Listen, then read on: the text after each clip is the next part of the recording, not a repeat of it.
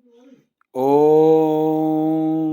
नमो भगवते वासुदेवाय। नमस्कार, मैं हूं पंडित अरविंद गौड़। स्वागत करता हूं आपका अपने YouTube चैनल ज्योतिष विद अरविंद गौड़। तो आज की चर्चा का विषय है राहु के साथ चंद्र की युति। लेकिन साथ साथ क्या समझने की कोशिश करेंगे कि आपके राहु का प्लेसमेंट कैसा है, उसकी दृष्टियां कहाँ कहाँ हैं, और अगर राहु और चंद्र दोनों एक साथ होंगे तो उसका हर भाव में, हर राशि के हिसाब से क्या क्या असर होगा, क्या प्रभाव होगा, इसे समझने की आज कोशिश की जाएगी। सर्वप्रथम गुरु के चरणों में प्रणाम करता हूं, जिनके आशीर्वाद से मैं जो कुछ भी सीख सका आप तक रख रहा हूं। मेरा तो है वो है राहु चंद्र की युति। चंद्र मन है, विचार है, माँ है, हमारी सपने हैं, हमारी उम्मीदें हैं, है ना। चंद्र से ही तो सोचते हैं मेरा मन ऐसा कर रहा है, मैं ऐसा चाहता हूं, मेरा मन नहीं कर रहा।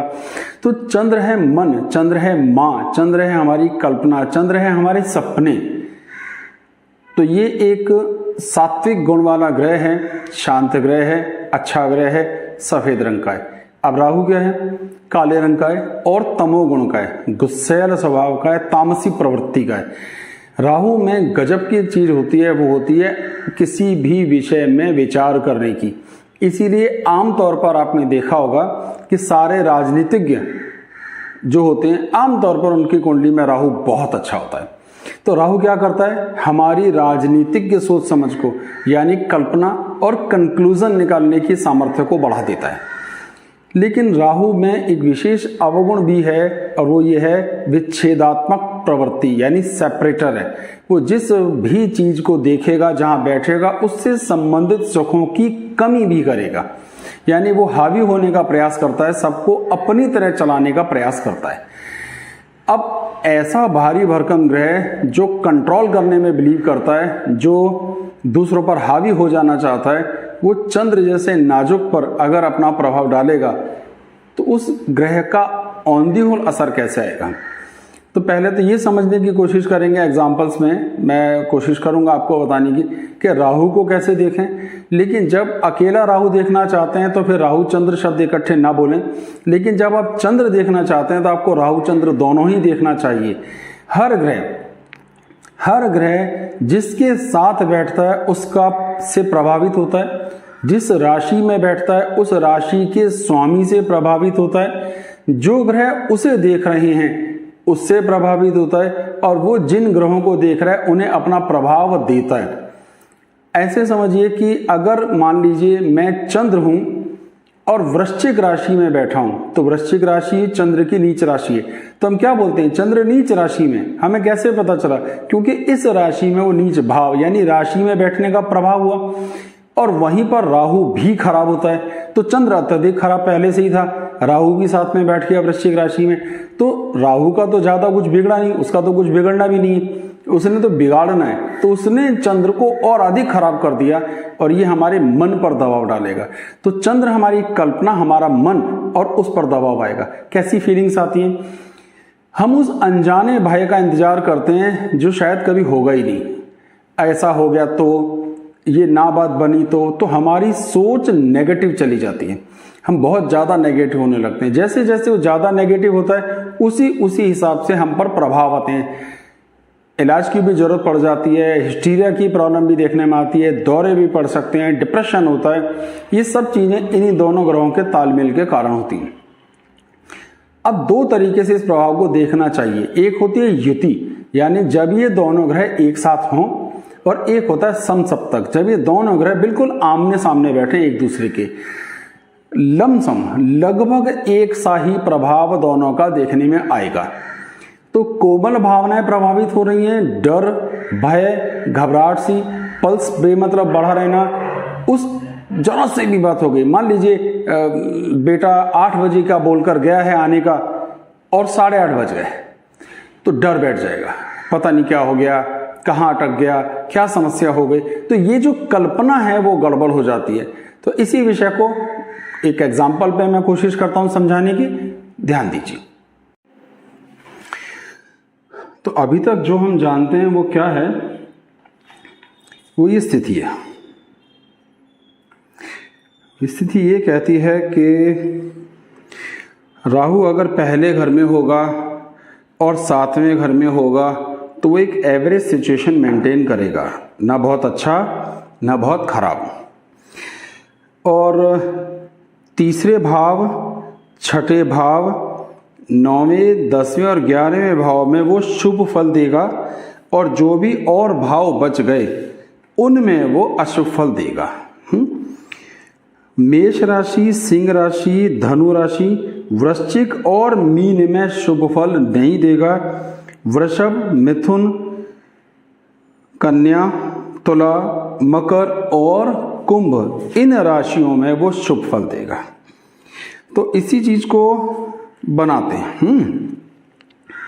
तो सबसे पहले यहां राहु है और यहां पर राहु है, ये कंडीशनल अच्छे हैं, मतलब अच्छे रिजल्ट दे सकते हैं अगर और स्थितियां अच्छी हों तो। अभी सब जहां दूंगा सब।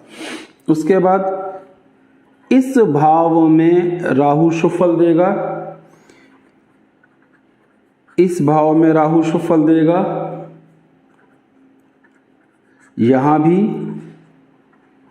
यहां भी और यहां भी। ये चीज तो हो गई क्लियर। अच्छा, अब हमने क्या हिसाब लगा लिया कि राहु कहां कहां पर है और कैसे देख रहा है। वो अपनी 5वीं, 7वीं और 9वीं दृष्टि से देखता है। ये तो पहले सिर्फ राहु को मैं कोशिश कर रहा हूं समझ जाएं। 5वीं दृष्टि उसकी कहाँ आई, अगर हम इसी वाली कुंडली को ले लें जिस पर ये चर्चा चल रही है, तो अगर राहु यहां बैठेगा तो 1, 2, 3, 4, 5 इस भाव को, 1, 2, 3, 4, 5, 6, 7 इस भाव को और इस भाव को देखेगा।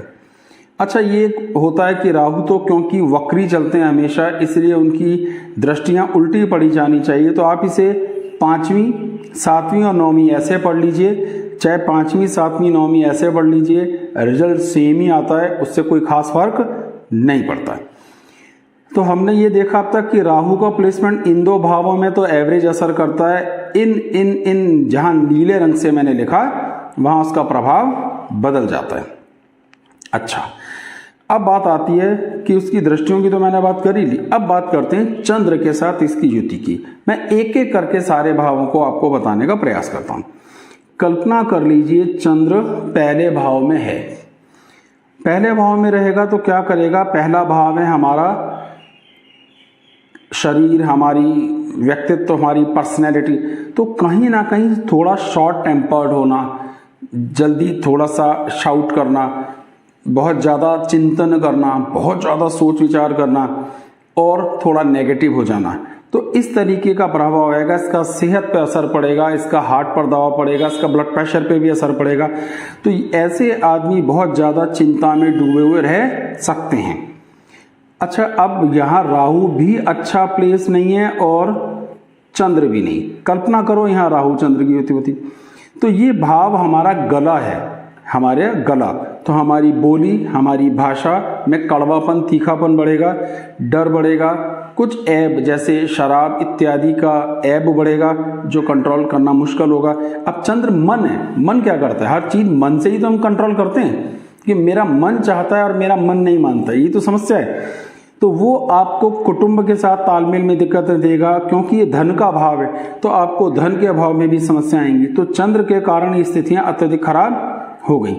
अब अगर यहाँ राहु शुभ फल देता है और यहाँ भी चंद्र है, तो ये भाइयों के साथ तालमेल में थोड़ी सी दिक्कत देगा। ये बहुत बुरा प्रभाव नहीं करेगा, पर फिर भी राहु चंद्र एक साथ होने पर हमारे प्रयास, हमारी कोशिश, मैं जितनी कोशिश करता हूँ मुझे रिजल्ट नहीं मिलते, मैं जितना प्रयास करता हूँ मुझे रिजल्ट नहीं मिलता, मेरे साथ के लोग कहाँ से कहाँ तक निकल गए, मैं आज भी यहीं पे फंसा पड़ा हूँ, इस तरह के डायलॉग शुरू हो जाते हैं। ये चौथा घर यहाँ पर राहु का प्लेसमेंट भी खराब है और चंद्र यहाँ का कारक भी होता है। ये एक टेक्निकल चीज हो गई। कारक मतलब होता है उस घर का नेचुरल कंट्रोलर, जैसे SHO साहब थाने में होते हैं, डॉक्टर साहब हॉस्पिटल में होते हैं, वहां के कारक हैं, मुख्य कंट्रोलर हैं जो उस भाव के समझे जाते हैं। अब यहाँ चंद्र भी खराब और ये भी, और ये हमारी छाती का भी है, दिल का भी है, इमेज का भी है, तो यहाँ बहुत खराब परिस्थितियाँ मिल सकती हैं। सोच समझ, हायर एजुकेशन, हमारी इमेज पर भी दिक्कत देखने में आएगी, अड़ोस पड़ोस में हमारा व्यवहार खराब होगा।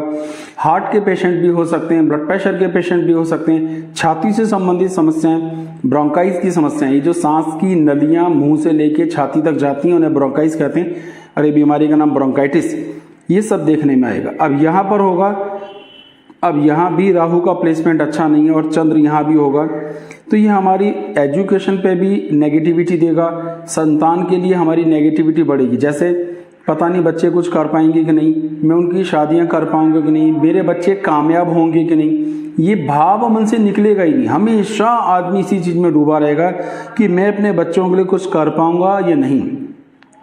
यानी कुल अर्थ जो समझाने का है वो ये है कि चंद्र है मन और राहु उसको नेगेटिव करता है। यहाँ राहु का प्लेसमेंट अच्छा और यहाँ चंद्र होने से हमें शत्रुओं का बिना मतलब का डर लगा रहता है। हम ऐसी आशंकाओं के लिए चिंतित रहते हैं, मुझे ये बीमारी ना हो जाए, मुझे वो बीमारी ना हो जाए, अगर ऐसी बीमारी हो गई तो हमारा क्या होगा, अगर हमारा पेमेंट नहीं आया तो क्या होगा, अगर हमारा जो डील हम कर रहे हैं वो अटक गई तो क्या होगा। तो हम नेगेटिव होना शुरू करते हैं शत्रु पक्ष और सेहत के दृष्टिकोण से। यहाँ पर राहु कंडीशनल अच्छा होता है, मतलब भाव में एवरेज है। अगर राशि अच्छी होगी, जो मैंने राशि आपको पहले भी लिख के दिखाई, मैं दोबारा दिखा देता हूँ, तो अगर ये वाली राशियां होंगी तो शुभ फल देने वाला मान लिया जाएगा, तो ज़्यादा खराब नहीं देता है। अब यहाँ पे चंद्र अगर साथ में होगा तो क्या होगा, ये कहीं ना कहीं वैवाहिक जीवन में तनाव देगा, ससुराल वालों के साथ तनाव रहेगा, उनके साथ तालमेल की स्थितियों में दिक्कतें आएंगी। तो चंद्र किस जगह नेगेटिव कर रहा है, जहां का वो स्वामी है, तो जिस राशि में बैठेगा उस राशि से संबंधित भी तनाव देगा। ठीक है, ये है 8वां घर। यहां राहु का प्लेसमेंट एक तरह से यूं अच्छा है कि ये उम्र में, कम उम्र में मृत्यु नहीं होता है, यानी बाल्य अवस्था में होने वाली मृत्यु के सारे योगों का नाश कर देता है, तो एक तो प्लस पॉइंट है। दूसरा, जीवन में कई बार ऐसी बीमारियां और चोट लगने की संभावनाएं देता है जिसमें जान जा सकती थी, गई नहीं, जा सकती थी, भय। अब यहाँ चंद्र होने से आपको यूरिन से संबंधित समस्याएं, पेशाब से संबंधित समस्याएं बढ़ेंगी ही बढ़ेंगी, और ये तो राहु का इम्पैक्ट है। और चंद्र के कारण हमेशा ये डाउट बना रहेगा, मुझे ये प्रॉब्लम ना हो जाए, मुझे इस तरह की दिक्कतें देखना है। तो चंद्र ने क्या करा, नेगेटिव करा इस स्थितियों को, तो ये स्थिति भी यहाँ खराब होगी, राहु चंद्र का यहाँ होना। अब दृष्टियों से देखो, राहु की कहाँ से कहाँ दृष्टि पड़ेगी, इसकी इस भाव पर दृष्टि पड़ेगी, इसकी इस भाव पर दृष्टि पड़ेगी, और यहाँ तो ये जहां जहां देखेगा वहां भी अपना प्रभाव राहु और चंद्र का लेगा, राहु का प्रभाव लेगा। अब 9वें घर में यहाँ चंद्र आता है, तो अब कहीं ना कहीं अपने भाग्य को लेकर आशंका बनी रहेगी। प्रयास तो बहुत कर रहा हूँ, पता नहीं रिजल्ट आएंगे कि नहीं, कोशिश तो मैंने बहुत की है, मैं नहीं जानता मैं रिजल्ट निकाल सकूंगा नहीं। तो ये हमारे पिता के आशीर्वाद का है, धर्म का घर है, भाग्य का घर है, पोते पोतियों का घर है। पंचम भाव से पंचम भाव है, ये टेक्निकल चीज हो गई, भाव से भाव, भावाद भावम कहते हैं। तो पंचम भाव से 1 2 3 4 5, पांचवा भाव भी संतान और संतान की संतान के लिए होता है, तो ये ज्ञान के लिए भी हुआ, तो कहीं ना कहीं तनाव, लेकिन इसकी पूरी दृष्टि इस भाव पर पड़ती है, तो राजनीतिक के दिमाग बनता है। लेकिन नेगेटिविटी, अपना डर, जब हम दूसरे को नॉलेज देते हैं, समझिए ध्यान से, यहाँ जो राहु अच्छा होगा, जहाँ ये ब्लू कलर से लिखा है, तो जब दूसरों को नॉलेज देगा तो बहुत पॉजिटिव है। ये नेगेटिविटी पर्सनल के लिए होती है, क्योंकि वो अपने लिए नेगेटिव हो जाता है पर दूसरों के लिए बड़ा पॉजिटिव होता है। यानी आप इससे सलाह मांगोगे तो बड़ी पावरफुल देगा, पर खुद उसको इम्प्लीमेंट करने की बात आएगी तो गड़बड़ हो जाएगी। 10वें घर में राहु और चंद्र की स्थिति ज़्यादा खराब नहीं होती, ये ठीक रहती है। थोड़ा बहुत आशंकित रहता है आदमी अपने स्टेटस को लेकर के कि कोई समस्या ना आए, तो ये एक एवरेज स्थिति है। 11वें घर में आमतौर पर सभी अशुभ ग्रह शुभ फल देते हैं, ये एक नियम है। तो 3 6 11 इन्हें उपचय स्थान भी कहते हैं, जरा तेज रिजल्ट आता है, फास्ट रिजल्ट आता है। 12 तो यहाँ पे ये स्थितियां भी ठीक ही रिजल्ट आएंगी, कोई ज़्यादा दिक्कत नहीं आएगी। और इस घर में जब ये राहु और चंद्र एक साथ होंगे तो हमारे खर्चे, कोर्ट कचहरी, कानून, टैक्सेशन की प्रॉब्लम्स, पेमेंट्स का ब्लॉक होना, ये चीजें तो राहु देगा ही देगा, पर इन चीजों का एक्चुअल लॉस हुआ मान लो 100 रुपया, 100 रुपये की पेमेंट आपकी अटक गई, लेकिन डर आपको 1 लाख रुपए का बना रहेगा। आप इतने नेगेटिव होकर चलते रहोगे, ऐसा ना हो जाए, वैसा ना हो जाए, मेरे पे केस ना बन जाए, मैं केस ना हार जाऊं, वगैरह वगैरह। तो इतना ज़्यादा नेगेटिविटी का। तो कुल हमने क्या समझा कि राहु का प्लेसमेंट कैसा है, इसको ध्यान दो। चंद्र की स्थिति क्या है राशि में, इस पे ध्यान दो। वो किस भाव में बैठे हैं, उस भाव पर ध्यान दो। और मुख्य इसका अर्थ क्या निकला, नेगेटिविटी। एक्चुअली ऐसा कुछ बिगड़ता नहीं है, कुछ घरों में ही केवल बिगड़ेगा जो ये दिखाए गए, इनमें ही समस्या देखने में आती है। लेकिन हम इतने ज़्यादा नेगेटिव हो सकते हैं कि उस नेगेटिविटी के लिए बाकायदा इलाज करवाने की ज़रूरत पड़ जाती है, समझाने की ज़रूरत पड़ती है, उन्हें काउंसलिंग की ज़रूरत पड़ती है। तो हमने आज एक युति के संबंध में अभी जो समझा कि राहु और चंद्र की युति किस तरह प्रभावित करती है, इसका वास्तविक कोई रिजल्ट नहीं आता, ये कल्पना ज़्यादा रहती है। इसका अर्थ ये नहीं है कि ऐसा आदमी ज्ञानी नहीं होता, वो दूसरों को बहुत अच्छी सलाह दे सकता है, उसकी सामर्थ्य बड़ी अच्छी है, सारी सामर्थ्य उसकी स्वयं के लिए खराब हो जाती है। मुझे उम्मीद है अगर आपने थोड़ा भी ध्यान से इसको देखने समझने की कोशिश की होगी तो ये बात लगभग आपको क्लियर हो गई होगी कि राहु करता क्या है। राहु हमारी कल्पना और चंद्र भी हमारी कल्पना और हमारा मन, और राहु उस पर अपना कठोर प्रभाव रखता है। इसके कारण हम नेगेटिव हो जाते हैं, हम तनाव में आ जाते हैं। अगर चंद्र भी बड़ा मजबूत हो, जैसे कर्क राशि में चंद्र स्वग्रही है और राहु वहां मूल त्रिकोण का होता है, दोनों की स्थितियां अच्छी हैं, ऐसा नहीं हो सकता कि तब भी चंद्र राहु का असर ना हो। लेकिन जितना चंद्र बलवान होगा उतना असर कम होगा, लेकिन अपना असर नहीं छोड़ेगा। यानी ये सोचना कि चंद्र बहुत बलवान होगा, अपनी उच्च राशि में होगा, तो जैसे चंद्र की उच्च राशि भी वृषभ है और राहु की भी उच्च राशि वृषभ मानी जाती है, कुछ लोग मिथुन मानते हैं, कुछ वृषभ मानते हैं, तो यहाँ नहीं, असर राहु का ही प्रभाव ज्यादा आएगा, क्योंकि चंद्र राहु को प्रभावित नहीं करेगा, राहु ही चंद्र को प्रभावित करेगा। और कल्पनाओं में तो जितना खराब, जैसे राहु खराब हुआ वृश्चिक में, वृश्चिक राशि और चंद्र भी वहां खराब हुआ, तो कल्पना हद से ज्यादा नेगेटिव हो जाएंगी। तो ये जो चीज समझने की थी इतनी सी थी कि चंद्र राहु एक दूसरे के आमने सामने बैठे, यानी समसप्तक बनाएंगे तब भी ऐसा ही प्रभाव होगा, एक घर में बैठेंगे तब भी ऐसा ही प्रभाव होगा। नुकसान हमारे मन, हमारी कल्पना को ज्यादा होगा, हम ख्यालों में ज्यादा नेगेटिव बने रहेंगे। और ईमानदारी से इसका जो सॉल्यूशन होना चाहिए वो ये कि राहु की शांति का सोचें और चंद्र को बल देने का। तो राहु के मंत्र जाप या दान और चंद्र के लिए मोती अगर कुंडली में प्लेसमेंट वाइज ठीक है तो पहना जा सकता है। इससे हम थोड़ा नेगेटिव होने से बच सकते हैं, चंद्र को बल देने से थोड़ी सामर्थ्य इंप्रूव होती है। लेकिन किसी भी उपाय से आप ग्रहों की वास्तविक परिस्थितियों को नहीं बदल सकते। ऐसा ही होता तो सारे एस्ट्रोलॉजर बड़ी बड़ी गवर्नमेंट जॉब में होते और सबके पास मर्सिडीज होनी चाहिए, क्योंकि सारे उपाय तो हमको ही पता है।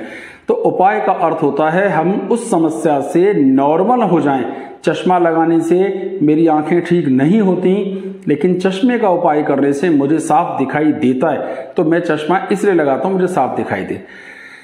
तो हमारे चैनल को सब्सक्राइब कीजिए, आगे लाइक भी कीजिए, और अगले वीडियोस में राहु के साथ बाकी के सभी 6 ग्रहों की भी युति की चर्चा करेंगे। तो जुड़े रहिए और देखते रहिए। बहुत बहुत धन्यवाद। जय सिया राम। चैनल को सब्सक्राइब कीजिए और वीडियो को लाइक कीजिए।